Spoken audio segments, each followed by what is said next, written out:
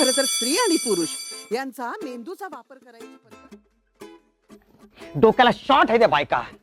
अरे नवरा बायकोचं नातं विश्वासावर अवलंबून असतं, अगदी विश्वासावर. हो का? हो. अंशु जरा तुझा फोन दे. मला कसं तरी होतंय. मी तर डॉक्टरकडे जाऊन येतो. डॉक्टर कडे कशाला? मी डॉक्टरला घरी बोलवते नको, ऐक मी ऐक मी डॉक्टरकडे जाऊन येतो यार. डॉक्टरला बोलवते ना घरी. बघेल हा डॉक्टर. मी तर नागपूरहून इथे आले होते. अप्रतिम, कुठेही बोर झालेलं नाहीये. नाटक खरंच खूप जास्त छान होतं. खूप छान नाटक आहे. Beautifully displayed. कुटुंबानी सहकुटुंबानी पाहावाच नाटक. प्रेक्षकांनी भरभरून प्रेम केलेलं पाहिले न मी तुला हे नाटक पाहण्यासाठी येत आहे ना. 1 सप्टेंबर रोजी दुपारी 1 वाजता आपल्याच कोथरूड पुणे येथे.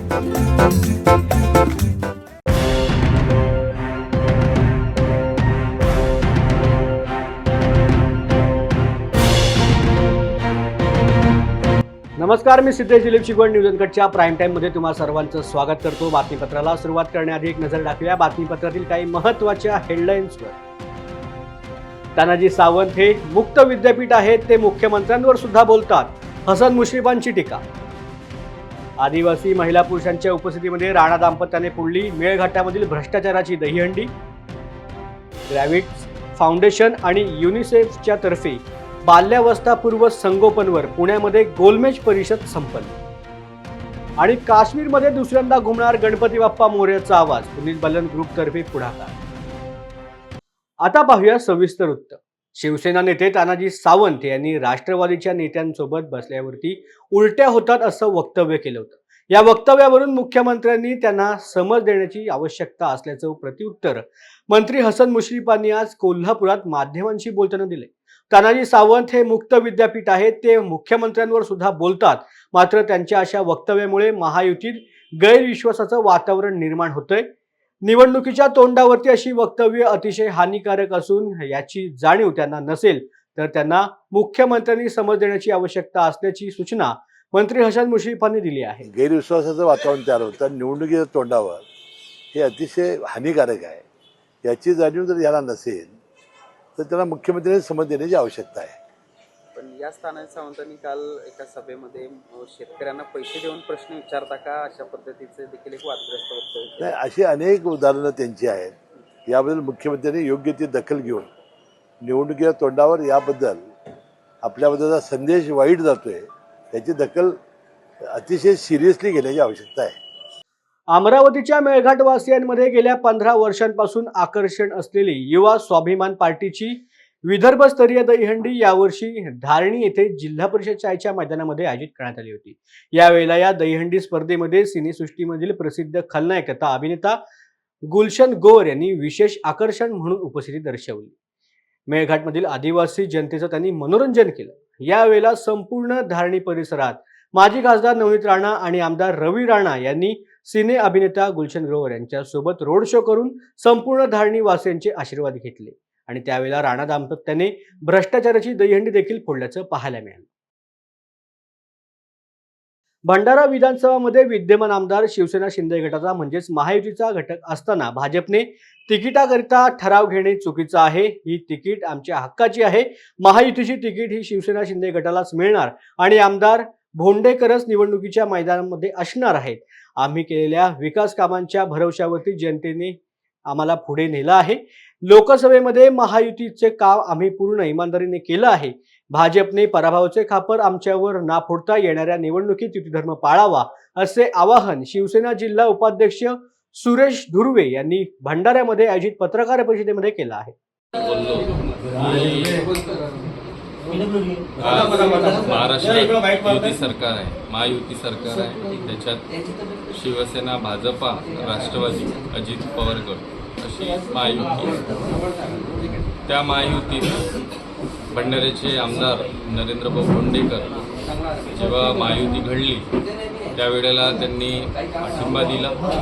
त्या अनुषंगानं मधात मुख्यमंत्री साहेब आले, त्यावेळेला शिवसेना पक्षामध्ये प्रवेश सुद्धा घेतला व वरच्या ज्या तीनही पक्षाच्या वरिष्ठ पदाधिकाऱ्यांनी ज्याप्रमाणे ठरवलं की युती सरकारमध्ये जेही आमदार आहेत, रनिंग आमदार आहेत, चाहे ते राष्ट्रवादीचे असो, भाजपाचे असो या शिवसेनेचे असो, या मित्रपक्षाचे असो या अपक्ष ज्यांनी त्यांना साथ दिली त्यांना ते तिथली तिकीट ती होईल. त्यामुळे अपक्षसुद्धा त्यांनी कोणत्या ना कोणत्या पक्षात BJPत असो शिवसेनेत त्यांनी प्रवेश घेतला तिकीट फायनल म्हणून. पण आज विषय या आपल्या भंडारा विधानसभेत असं सुरू आहे. जे भाजपाचे काही पदाधिकारी आहेत, पक्षाचे पदाधिकारी आहेत, जे जिकडे तिकडे बैठका घेऊन जे ठराव घेत आहेत की भाजपाला भंडारा विधानसभाची तिकीट जागा हवी आहे. बघा, वरच्या फॉर्म्युल्यानुसार याचा हक्क हा आमदार साहेबांना नरेंद्रभाऊ भोंडेकर यांचा आहे, म्हणजेच शिवसेनेचा आहे. कारण शिवसेनेत त्यांनी पक्षप्रवेश घेतला. मग पक्षप्रवेश घेतल्यावर सुद्धा BJP कुठेतरी म्हणत असेल, ठराव घेत असेल पदाधिकारी की आम्हाला जागा हवी, ठीक आहे, मान्य करतो, त्यांनी ती आपली मागणी ठेवली, काही हरकत नाही. पण दुसरीकडे ते म्हणत आहेत की आम्हाला जागा भेटली नाही तर आम्ही BJPचा जो उमेदवार आहे तो स्वतंत्रपणे आम्ही स्वतंत्र उभा करू व त्याच्या पाठीशी खंबीरपणे आम्ही उभे राहू. मग याच्यात युती धर्म कुठं त्यांचं पालन करत आहे हे आम्हाला सांगा. पॅन्थर संघटनेचे अध्यक्ष विनोद खटके हे 2 ऑक्टोबर रोजी वंचित बहुजन आघाडीमध्ये जाहीर प्रवेश करणार असल्याची माहिती त्यांनी पत्रकार परिषदेमध्ये दिली. शेकडो पदाधिकारी आणि कार्यकर्त्यांसह विनोद खटके वंचित बहुजन आघाडीमध्ये प्रवेश करणार आहेत. लातूर जिल्ह्यामध्ये संघटनेच्या माध्यमातून समाजाला न्याय देण्याचे काम त्यांच्या माध्यमातून झालंय. लातूर शहराला दलित मुस्लिम मतदारसंघाची संख्या अधिक असून त्यांच्या या प्रवेशाने भाजप आणि काँग्रेस पक्षाला मोठा धक्का बसण्याची शक्यता आहे. सध्याचं देशातलं वातावरण अतिशय गढूळ झालेलं आहे. महाराष्ट्रात वेगवेगळे प्रकरणं घडत आहेत. मग औरंगजेब असेल किंवा त्या महाराजांनी कोणतं रामगिरी महाराजांनी दिलेलं स्टेटमेंट असेल किंवा आपल्या जिल्ह्यामध्ये बरेच दलित हत्याकांड घडलेत, अन्याय अत्याचार घडलेत. या अन्याय अत्याचाराला येथील स्थानिक नेतृत्व असेल, या महाराष्ट्रातले राज्यकर्ते असतील, हे कसल्याही प्रकारे प्रतिसाद देत नाही. त्या कुठलं प्रत्युत्तर देत नाहीत. विचारणा केली, मराठा आरक्षण असेल, OBC आरक्षण असेल, असे वेगवेगळे प्रकरण महाराष्ट्रात घडत आहेत. पण कुठल्याही भूमिकेवर ते ठाम नाहीत इथले राज्यकर्ते.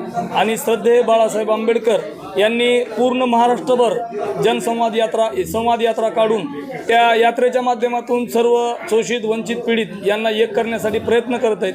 आणि आमचा सुद्धा प्रयत्न आहे की पुरोगामी महाराष्ट्राला अशा नेत्याची गरज आहे आणि म्हणून आम्ही त्यांचे हात बळकट करण्यासाठी वंचित बहुजन आघाडीमध्ये प्रवेश करण्याचा निर्णय घेतला.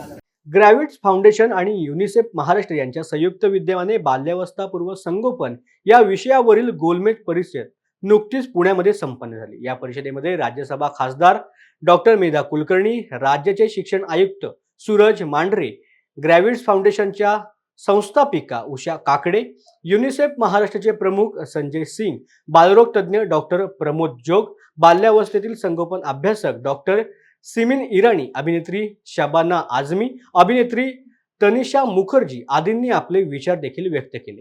यावेळेला बोलत असताना आपल्या भारतीय समाजमानामध्ये पुरुषप्रधान मानसिकता असून स्त्रियांच्या संदर्भात असमानता आजही टिकून आहे.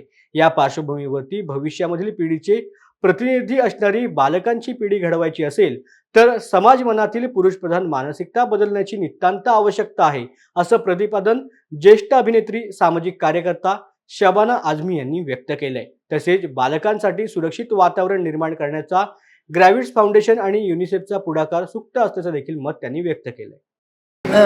उषा काकड़े जो ग्रैव्हिट्स फाउंडेशन को बहुत आभार मानती हूँ कि उन्होंने इतना इम्पोर्टेंट स्टेप लिया है और ख़ास तौर से यूनिसेफ को, क्योंकि यूनिसेफ का ये मानना है कि अगर हमको माहौल में बदलाव लाना है तो उसमें बहुत सारी पार्टनरशिप्स की ज़रूरत है. ये एक इंसान का काम नहीं. जैसे कि आपने बताया कि देखिए सरकार की तरफ से तो बहुत इनिशिएटिव्स हैं, मगर सिर्फ वहाँ जो है केंद्र बिंदु लग जाएगा तो नहीं होगा. मुझे ऐसा लगता है कि ये जो है अर्ली चाइल्डहुड डेवलपमेंट एक बहुत इम्पोर्टेंट महत्वपूर्ण इशू है, क्योंकि इसके बारे में हमारे समाज में पूरी तरह से चर्चा नहीं होती है। और इसमें जब आपको इसकी समझ आएगी तो आप आज बच्चे की परवरिश किस तरह से करें। पहले तो उसके सिर्फ सुरक्षा की बात करेंगे, लेकिन उसकी परवरिश कैसे होती है, उस पर कल का समाज कैसा होता है, वो जो है निर्धारित है, इसलिए बहुत इम्पोर्टेंट है। तर सूरज मांढरे यांनी शासकीय अधिकारी म्हणून कार्यरत असताना विशेषतः ग्रामीण भागामधील बालकांचे आणि स्त्रियांचे वास्तव मांडले। छोट्या कृती, संवाद, वाक्य यातूनही बालकांच्या बाबतीत मुलगा मुलगी असे भेद केले जातात। बालकांची मानसिकता निरीक्षणामधून शिकण्याची असते। आपापसात व्यक्ती जे बोलतात आणि आचरण करतात त्यावरून अगदी बालवयापासूनच पुरुष शक्तिमान, सामर्थ्यवान आणि स्त्री नाजूक असे समीकरण बालकांच्या मनावर रुजते। त्यामुळे पालक आणि कुटुंबीय यांची जबाबदारी अत्यंत महत्त्वाची आहे असं मत त्यांनी व्यक्त केलं। इसमें यह है कि हमारी जो SCRT है, state council for educational research end training, वहाँ हमारी एक कोर कमेटी होती है। तो जितने भी कॉन्फ्रेंसेस में जाता हूँ मैं हमेशा ये खबरदारी लेता हूँ कि उन लोगों को उस कोर कमेटी से मैं कनेक्ट कर देता हूँ। जैसे कुछ दिनों पहले हम अनन्या फाउंडेशन एक काम करता है, उसके पास हम गए थे, ठाणे में काम कर रहा है, उसे हमने कनेक्ट किया। काफ़ी सारे अर्पण है, संकल्प है, बहुत सारे हैं। तो अभी हम इनके साथ भी अभी हमने उनसे बात की है कि we will get connected with each other and we will try to institutionalise it. दो चीज़ें जो बहुत खास करके उभर के आई है इस कॉन्फ्रेंस में, एक तो चीज़ है कि ये हर एक की जिम्मेदारी है। हम ऐसी संजीदा घटनाएं जब होती है तो हम हमेशा pointing figures at each other ऐसा करना शुरू कर देते हैं, लेकिन ये बात समझने की ज़रूरत है कि कोई प्रॉब्लम्स होते हैं वो सोशल प्रॉब्लम होते हैं, जिसका हल समाज के हर स्टेक होल्डर ने ढूंढना चाहिए और करना चाहिए। जैसे बहुत अच्छे से किसी ने बताया कि जो कुछ कर नहीं रहे उन्होंने कुछ करना चाहिए, जो कुछ थोड़ा बहुत कर रहे हैं उन्होंने ज़्यादा करना चाहिए, और जो बहुत ज़्यादा कर रहे हैं उन्होंने अच्छे से करना चाहिए। तो इस कॉन्फ्रेंस से वो बात सामने आई। दूसरी बात ये सामने आई कि पहले 1000 दिन बहुत ज़रूरी है। पहले 1000 दिन में जो परवरिश उस बच्चे को मिलती है उसी से वो आदमी बनता है, वही उसी से वो औरत बनती है। तो ये दोनों चीज़ें मैसेज मैंने ठीक तरीके से लिया और गवर्नमेंट की जितने भी प्रोग्राम होंगे उसमें इसकी ज़रूर सहायता ली जाएगी। तसेच संजय सिंग म्हणाले की प्रत्येक बालकाला स्वतंत्र व्यक्ती म्हणून मूलभूत अधिकार मिळाले पाहिजे, हे युनिसेफचे मुख्य तत्व आहे। समाज म्हणून 5 मुख्य मुद्द्यांवरती युनिसेफ भर देते। बालकांचे आरोग्य, योग्य पालन पोषण, जबाबदार आणि प्रतिसादात्मक पालकत्व, समान दर्जा आणि सुरक्षा ही पंचश्रुती आहे। ही 5 तत्वे हा प्रत्येक बालकाचा अधिकार आहे। जैसा कि लोगों ने कहा कि पहला 1000 डे में 80% ब्रेन डेवलप करता है और ये इरिवर्सिबल है। आपने वो पीरियड मिस किया तो वो मिस कर गया और बच्चे का विकास उसके हिसाब से नहीं हो पाएगा। तो ये तो एक इम्पॉर्टेंट टॉपिक है, बट हमें देखना होगा कि हर एक लेवल्स पे काम करने का ज़रूरत है। सरकार सब कुछ नहीं कर सकती, सरकार सर्विसेज प्रोवाइड कर सकती है, बट लोगों को सामने आना पड़ेगा सर्विस लेने के लिए।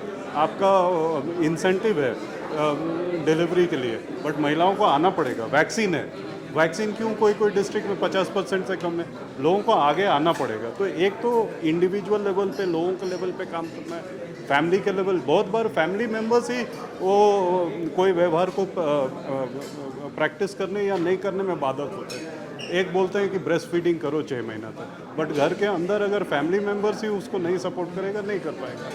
फिर तीसरा समाज के लेवल पे community belief, social norm, and चौथा ऑब्वियसली तंत्र के ऊपर। तो ये चारों लेवल पे हमें देखना होगा कि ब्रोकन स्टोरी कहाँ है एंड उसको स्टिच करना होगा। Thank you very much. Thank you. वेळ झाले बातमीपत्रात छोट्याशा विश्रांतीची, कुठे जाऊ नका, पाहत राहा न्यूज अनकट। ऐतिहासिक वारसा लाभलेला मराठ मुलूक महाराष्ट्र। या महाराष्ट्राला विविध रंगी छटा आहेत। साहित्य, कला, पर्यटन, नृत्य, भाषा, संत परंपरा अशा विविधतेने तो नटलेला आहे। हीच गौरवशाली विविधता जपत सुवरंग मराठी केवळ महाराष्ट्राच्या सांस्कृतिक संहितेपुरते मर्यादित न राहता समकालीन नवकल्पनांवर आधारित कार्यक्रमांद्वारे मराठी मनोरंजन विश्वात स्वतःची एक अनोखी जागा निर्माण करत आहेत। मराठी मनोरंजन क्षेत्रातील उत्तम दिग्दर्शक, लेखक आणि निर्मात्यांच्या प्रतिभेचा पुरेपूर वापर करून मनोरंजनाचा आगळा वेगळा रंग उधळण्यास आम्ही सज्ज आहोत। स्वरंग मराठीचे उद्दिष्ट मराठी मनोरंजन क्षेत्रामध्ये मनोरंजनाची वहिवाट सोडून रूढीवादी पद्धती तोडून मनोरंजनाचा समृद्ध अनुभव प्रदान करून देण्याचा आहे.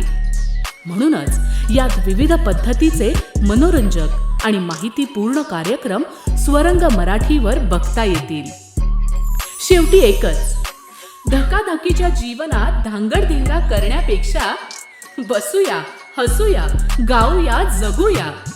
नाती गोती श्रावण मोती गावामधले जीवंत रंग. नाती गोती श्रावण मोती गावामधले जीवंत रंग.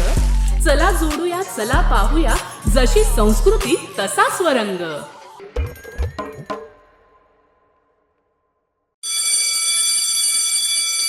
खरं तर स्त्री आणि पुरुष यांचा मेंदूचा वापर करायची पद्धत.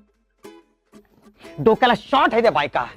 अरे नवरा बायकोचं नातं विश्वासावर अवलंबून असतं, अगदी विश्वासावर. हो का? हो. अंशू, जरा तुझा फोन दे. मला कसं तरी होतंय. मी तर डॉक्टरकडे जाऊन येतो. डॉक्टरकडे कशाला? मी डॉक्टरला घरी बोलवते नको, ऐक, ऐक, मी डॉक्टरकडे जाऊन येतो यार. डॉक्टरला बोलवते ना घरी. बघेल हा डॉक्टर. मी तर नागपूरहून इथे आले होते. अप्रतिम, कुठेही बोर झालेलं नाहीये. नाटक खरंच खूप जास्त छान होतं. खूप छान नाटक आहे. Beautifully displayed. कुटुंबाने सहकुटुंबाने पाहावं असं नाटक.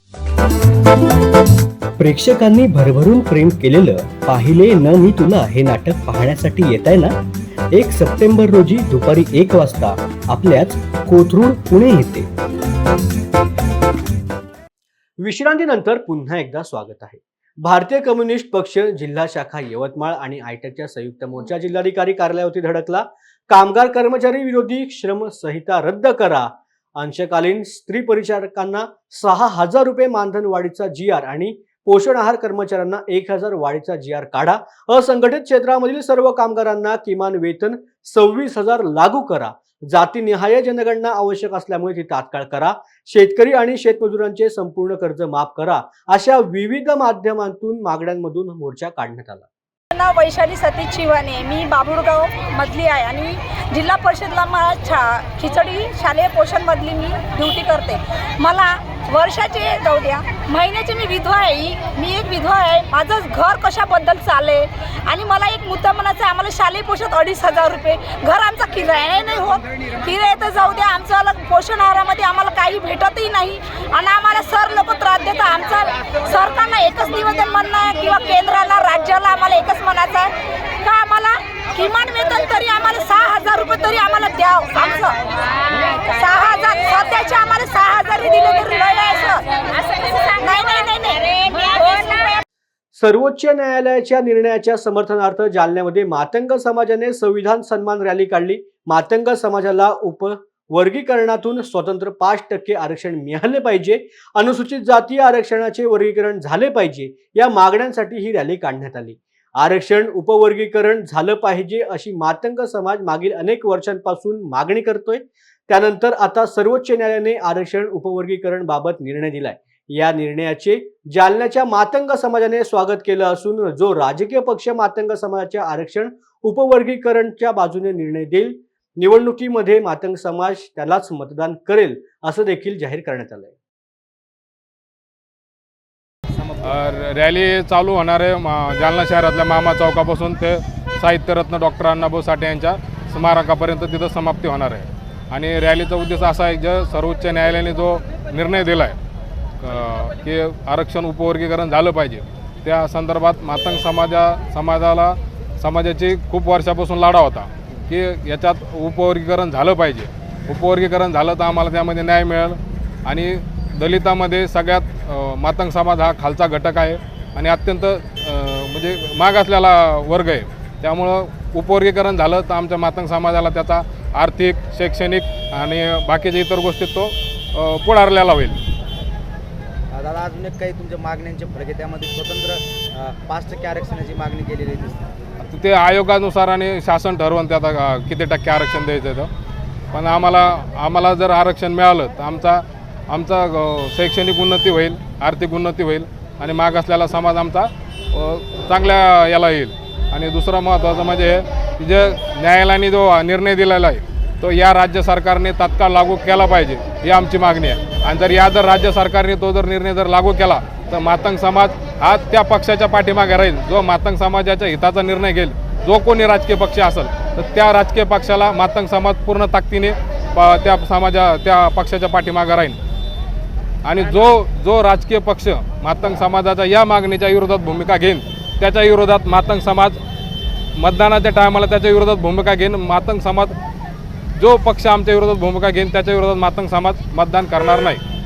यवतमाळमध्ये घडणाऱ्या विविध घटना आणि गोष्टींवरती पोलीस दल पूर्वतयारी करत असून मॉकड्रिल करून चाचपणी करत असल्याचं पाहायला मिळालं. अशा प्रकारे यवतमाळमध्ये मात्र शहरामधील शारदा चौकामध्ये केलेल्या आंदोलनाची मॉकड्रिल चाचपणीमध्ये पोलीस विभागाच्या अंगलट आल्याचं पाहायला मिळालं. दंगा सदृश्य परिस्थिती घडल्यास ती नियंत्रणात आणण्यासाठी मॉकड्रिल सुरू असताना त्या ठिकाणी पोलिसांच्या वतीने अश्रूकांड्या उडवण्यात आल्या. त्यातील एक अश्रूकांडी त्या ठिकाणी असलेल्या विवाहित युवकाच्या डोळ्यामध्ये लागल्यामुळे तो गंभीर जखमी झाला. त्यामुळे त्याला तात्काळ पोलिसांनी शासकीय रुग्णालयामध्ये नेलं. मात्र त्याची तब्येत गंभीर असल्यामुळे नागपूर येथे रुग्णालयामध्ये त्याला हलवण्यात आलं. मात्र या घटनेतून पोलिसांचा हलगर्जीपणा दिसून येत असून या घटनेत दोषी असलेल्या पोलिसांवरती कठोर कारवाई करावी अशी मागणी जखमी युवकाच्या नातेवाईकांनी केली आहे. अवैधरित्या गावठी पिस्तूल बाळगणाऱ्या एका चंदनशिरा पोलिसांनी जेरबंद केले. प्रेम गायकवाड असं संशयित आरोपीचं नाव असून जालन्याच्या पाटणी फार्म शेजारी सिद्धिविनायक कमानी जवळ एक जण त्याच्याजवळ गावठी पिस्तूल बाळगून असल्याची माहिती चंदनशिरा पोलिसांना मिळाली होती. त्यावरूनच पोलिसांनी सदर ठिकाणी जाऊन प्रेम गायकवाड या संशयिताची अंगझडती घेतली असता त्याच्याजवळ पोलिसांना अवैधरित्या बाळगलेली गावठी पिस्तूल सापडल्यामुळे पोलिसांनी त्याला ताब्यात घेऊन त्याच्याजवळील पिस्तूल जप्त केली. या प्रकरणी चंदनशिरा पोलीस ठाण्यामध्ये गुन्हा देखील दाखल करण्यात आला आहे. जळगावच्या राष्ट्रीय महामार्गावरती आज सकाळी भीषण अपघात झाला असून भरधाव कारने एका 78 वर्षीय वृद्धाला जबर धडक दिली. यामध्ये वृद्धाचा जागीच मृत्यू झाला असून संतप्त नागरिकांनी पूर्ण महामार्ग रोखून धरला. अजबसिंग पाटील असं मृत वृद्धाचं नाव असून महामार्गावर घडणाऱ्या अपघातांकडे प्रशासनाचं लक्ष वेधण्यासाठी सकाळी 11 वाजल्यापासून दुपारी 1:30 वाजेपर्यंत ट्रॅफिक जाम आंदोलन करण्यात आलं. दरम्यान तहसीलदार शीतल राजपूत यांनी 2 दिवसात नागरिकांचे प्रश्न मार्गी लावणार असल्याचं आश्वासन दिल्यानंतर आंदोलन मागे घेण्यात आलं. अहमदनगरच्या शेवगाव तालुक्यामधील महिला आणि शालेय विद्यार्थिनींच्या सुरक्षिततेसाठी शेवगाव पोलीस स्टेशनचे पोलीस निरीक्षक समाधान नागरे आणि महिला कर्मचाऱ्यांनी आता महिलांच्या सुरक्षेविषयी एक पाऊल पुढे टाकल्याचं देखील पाहायला मिळते. निर्भया पथकाद्वारे महिला तसेच विद्यार्थिनींना अभय मिळणार असल्याचं त्यांनी सांगितलंय. त्यासाठी पोलीस निरीक्षक समाधान नागरे यांच्यासह महिला पोलीस कॉन्स्टेबल प्रियंका शिरसाट यांनी मोबाईल नंबर दिले असून महिलांनी न घाबरता संपर्क करण्याचे आवाहन त्यांनी केलं आहे. वेळ झाले बातमीपत्रात छोट्याशा विश्रांतीची. कुठे जाऊ नका, पाहत राहा न्यूज अनकट.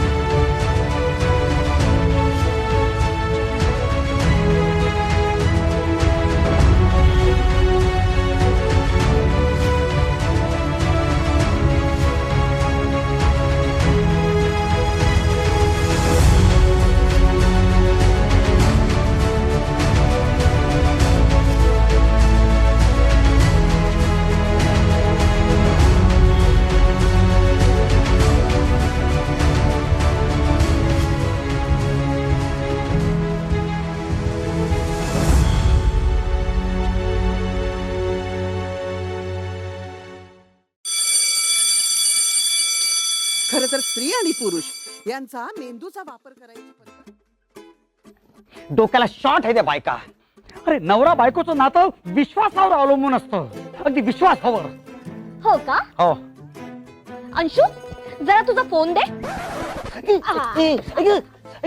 मला कसं तरी होतंय.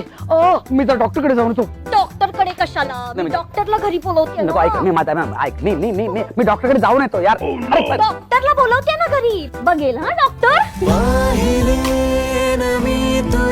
मी तर नागपूरहून इथे आले होते अप्रतिम कुठेही बोर झालेलं नाहीये. नाटक खरंच खूप जास्त छान होतं. खूप छान नाटक आहे. Beautifully displayed. कुटुंबाने सहकुटुंबाने पाहावं असं नाटक.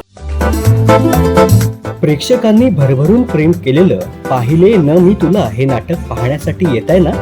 1 सप्टेंबर रोजी दुपारी 1 वाजता आपल्याच कोथरूड पुणे येथे. विश्रांतीनंतर पुन्हा एकदा स्वागत आहे.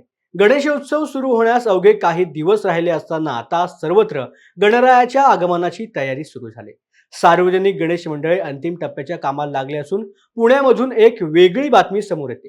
यंदा दुसऱ्यांदा काश्मीरमध्ये गणपती बाप्पा मोरयाचा आवाज घुमणार आहे. पुणे शहरामधील गणेशोत्सव साता समुद्रापार पोहोचलाय. मागच्या वर्षी जम्मू काश्मीरमध्ये 1.5 दिवसाचा सार्वजनिक गणेशोत्सव उत्साहात पार पडला. यंदा प्रथमच 5 दिवसांचे गणपती श्रीनगरमध्ये बसणार आहेत.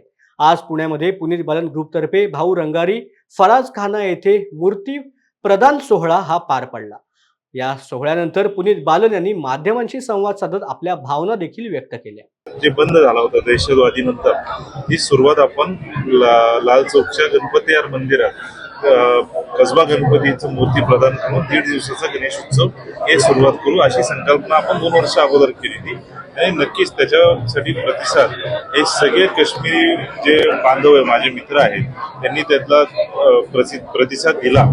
आणि मागच्या वर्षी कुठलाही गालबोट न नागता कुठलाही अडचण न येता चांगल्या पद्धतीने 1.5 दिवसाचा गणेशोत्सव तिकडे साजरा झाला. त्याच्यानंतर ह्या वर्षी परत त्यांच्याशी चर्चा झाल्यानंतर कारण पुण्याचा गणेशोत्सव हा फक्त आपल्या देशात नाही पण परदेशात पण होतो तर आपलं काश्मीरमध्ये का नाही व्हावं हे महत्वाचा मुद्दा बघून यंदाचा गणेशोत्सव जे आहे फक्त श्रीनगरला केंद्र न ठेवता हा गणेशोत्सव कुपवाडा असेल नॉर्थ काश्मीरमध्ये साऊथ काश्मीरमध्ये अनंतनाग असेल इकडे पण साजरा होणार आहे आणि श्रीनगरमध्ये पण गणपती यार मंदिरमध्ये 1.5 दिवसाचा गणेशोत्सव होईल. पण अनंतनाग आणि कुपवाडामध्ये 5 दिवसाचा गणेशोत्सव यंदाच्या वर्षी हे सगळे साजरा करणार. 3.5 शक्तिपीठापैकी एक पीठ असलेल्या करवीर निवासिनी श्री अंबाबाईच्या चरणी एका भक्ताने तब्बल 51 लाखांचा सोन्याचा सुवर्णसिंह अर्पण केलाय. नाव न सांगण्याच्या अटीवरती या भाविकाने हा सुवर्णसिंह दान केला असून पश्चिम महाराष्ट्र देवस्थान समितीकडे सुपूर्द करण्यात आलाय. दररोज हजारो भाविक अंबाबाईच्या दर्शनासाठी येत असतात. यावेळेला अनेक भाविक आर्थिक आणि वस्तू स्वरूपात अंबामातेला दान देखील करतात. दरम्यान शुक्रवारी एका भक्ताने तब्बल 51 लाख रुपये किंमत असलेला सोन्याचा सुवर्णसिंह अंबामातेच्या चरणी अर्पण केलाय. करवीर निवासिनी श्री महालक्ष्मी अंबाबाई मंदिरामध्ये भाविकांनी देवीसाठी दिलेला एक शार्दूल जो सोन्याचा सिंह काल आपल्याला प्राप्त झालेला आहे.